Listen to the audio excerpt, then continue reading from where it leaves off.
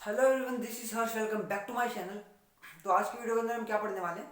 आज की वीडियो के अंदर हम पढ़ेंगे एमीटर और वोल्ट मीटर को, जो कि मैं आपको पहले से कहता रहा हूँ कि ये क्या चीज़ें होती हैं। हमने जब इलेक्ट्रिक सर्किट के सिंबल्स किए थे तो भी वो चीज़ें आई थी। तो आपको बताने वाला हूँ वो इलेक्ट्रिक जो सर्किट के अंदर जो एमीटर और वोल्ट मीटर आया था वो चीज़ें क्या हैं। ठीक है, तो फिर आज की वीडियो में बने रहेगा। तो चलिए आज की वीडियो को शुरू करते हैं। तो पहले मैं बता देता हूँ आप लोगों को प्रीवियस वीडियो के अंदर हमने क्या पढ़ा था, पिछली वीडियो के अंदर हमने क्या पढ़ा था। तो पिछली वीडियो के अंदर हमने पढ़ा था पैरेलल कॉम्बिनेशन जो रेजिस्टेंसेस का। तो उससे हम क्या कंक्लूजन निकला वो एक बार रिपीट कर देता हूँ आप लोगों के लिए। तो क्या था भाई, जो कॉम्बिनेशन ऑफ रेजिस्टेंसेस था ना वो दो वे में था, एक तो सीरीज में एक पैरेलल में। तो जो सीरीज में था उसमें हमें पता चला कि जो रेजिस्टेंसेस का जो रिजल्टेंट हम निकालेंगे ना, आर एस कह देता हूँ, वो क्या निकालेंगे, R one plus R two plus R three होगा। और जो रिजल्टेंट हम पैरेलल के अंदर निकाल रहे थे वो इससे बहुत ही ज्यादा अलग है। वो क्या होगा, वन अपॉन आर, इसको पी कर लेते हैं पैरेलल के लिए, is equal to one upon R one plus one upon R two plus one upon R three. इसके अंदर हमने पढ़ा था कि करंट डिवाइड नहीं होता, करंट इक्वल रहता है। तो I is equal to I one is equal to I two is equal to I three. V divide होता है इसके अंदर, तो v equal to V one plus V two plus V three. इसके अंदर हमने पढ़ा था कि जो करंट है वो डिवाइड होता है, तो I is equal to I one plus I two plus I three. और हमने इसमें ये भी पढ़ा था कि जिस हिसाब से करंट डिवाइड होता है वो डिपेंड किस पे करता है, वो डिपेंड करता है रेजिस्टेंस पे। अगर रेजिस्टेंस ज्यादा होगा तो उसके पास कम करंट जाएगा, अगर रेजिस्टेंस किसी का कम है तो उसके पास ज्यादा करंट जाएगा। तो ये उस हिसाब से बटेंगे, उस हिसाब से बटेंगे। और वोल्टेज की जो बात आती है, वोल्टेज इसमें इक्वल होगा। ठीक है, V1 इक्वल टू जो जितने भी रेजिस्टेंसेस होंगे उन सभी के अंदर जो वोल्टेज की अमाउंट है वो इक्वल होगी।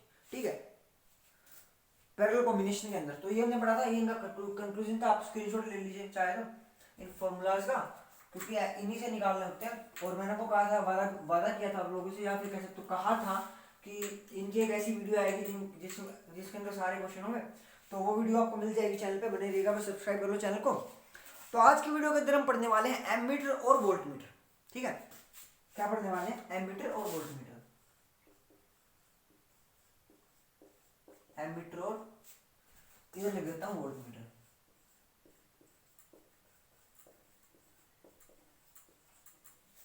तो ये आज की वीडियो के अंदर हम पढ़ने वाले हैं। इसको हम रिप्रेजेंट करते हैं जो electric symbol, as a form of electric symbol in electric circuit, इस फॉर्म में इसको हम रिप्रेजेंट करते हैं इलेक्ट्रिक सर्किट में। किस सिंबल से, वो देखिए इस सिंबल से। तो मैं इलेक्ट्रिसिटी के बहुत सारे लेक्चर्स बना चुका हूं जो इससे पहले के टॉपिक उनमें कवर हो चुके हैं। अगर आपको देखने हैं तो डिस्क्रिप्शन में लिंक मिल जाएगा, तो देख लीजिएगा। एंड ये हो गया हमारा एमीटर, ये हो गया हमारा वोल्ट मीटर। ठीक है, का सिंबल। अब एमीटर का वर्क क्या है, it major current.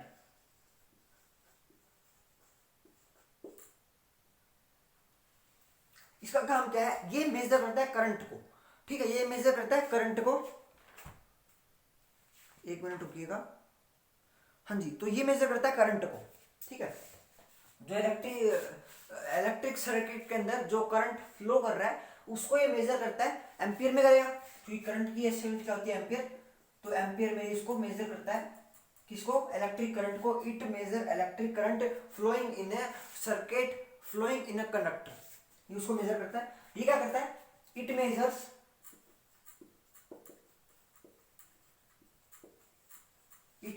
Potential difference.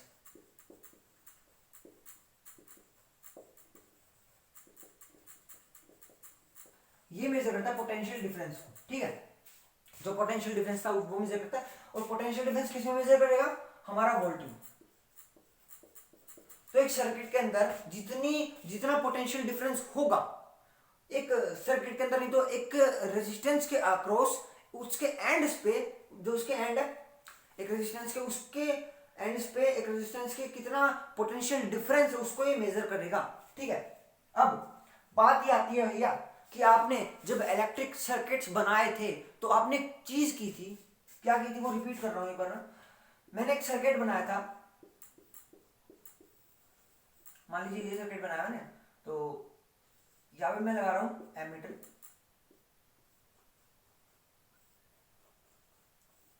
यहाँ पे मैंने लगाया था वोल्टमीटर।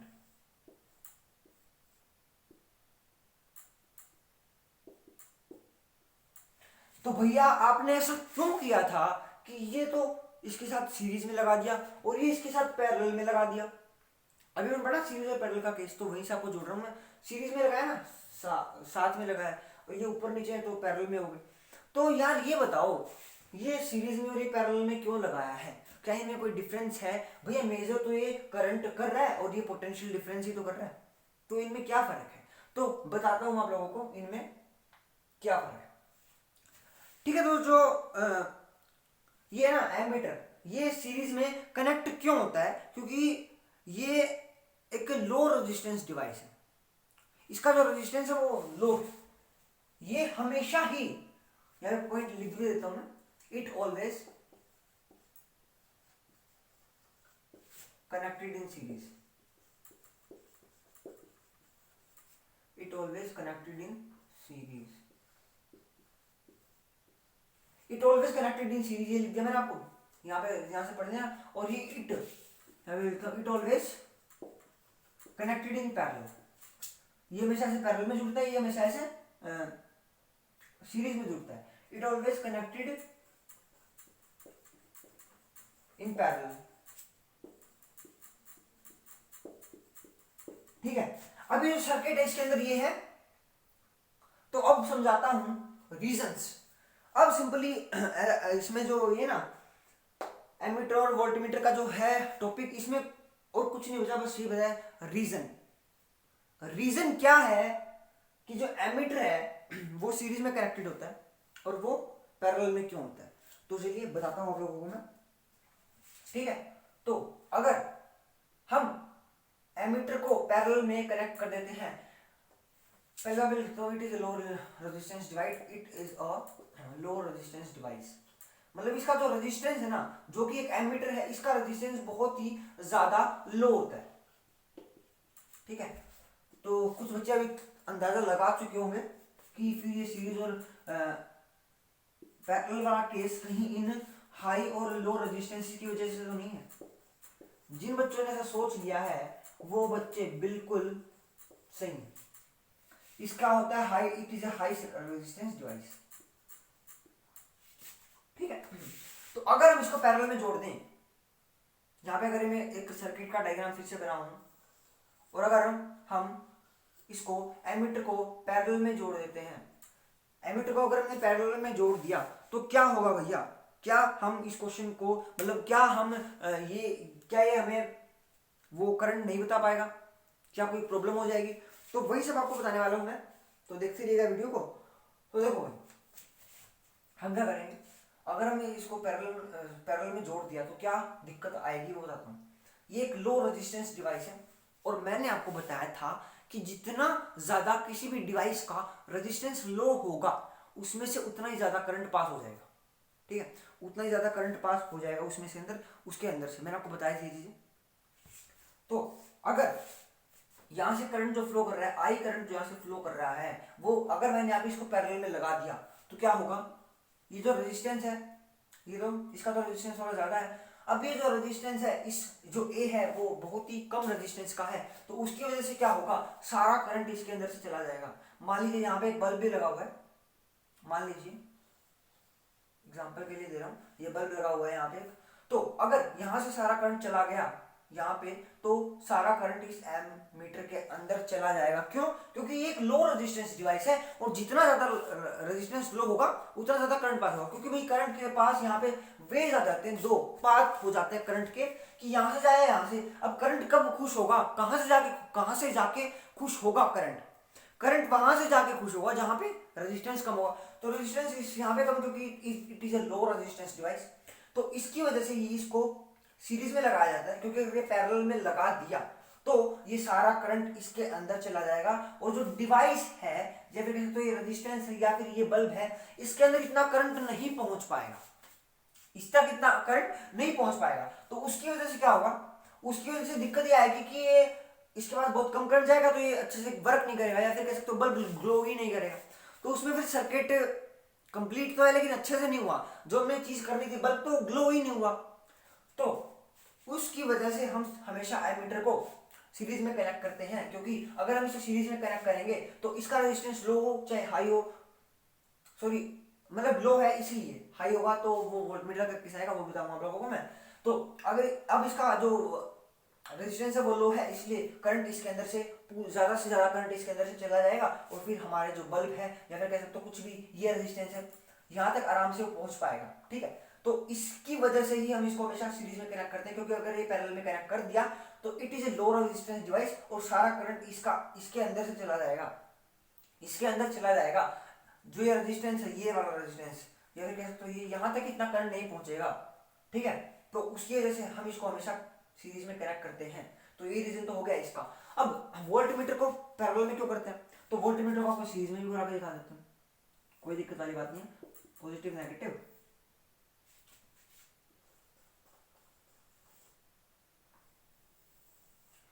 हमें अपना बल्ब बना देते हैं। ठीक है, तो अब हमको क्या करना है, हमने वोल्ट मीटर को कर दिया, तो ये तो हमारा क्या गलत है, तो वोल्ट मीटर को अब हमने किया है सीरीज में कनेक्ट। तो अब हमें पता है कि ये हाई रेजिस्टेंस डिवाइस है बहुत ज्यादा, तो उसकी वजह से क्या होगा, उसकी वजह से दिक्कत ये आएगी जब यहां से करंट फ्लो होगा, यहाँ पे बैटरी लगी हुई है हमारी, यहां से जब करंट फ्लो होगा इस साइड, इस डायरेक्शन में जब करंट हमारा फ्लो होगा, तो यहाँ पे जाके ये एक हाई रेजिस्टेंस डिवाइस है, तो ये ज्यादा हाई रेजिस्टेंस है, इसके अंदर से इतना करंट पास नहीं होगा।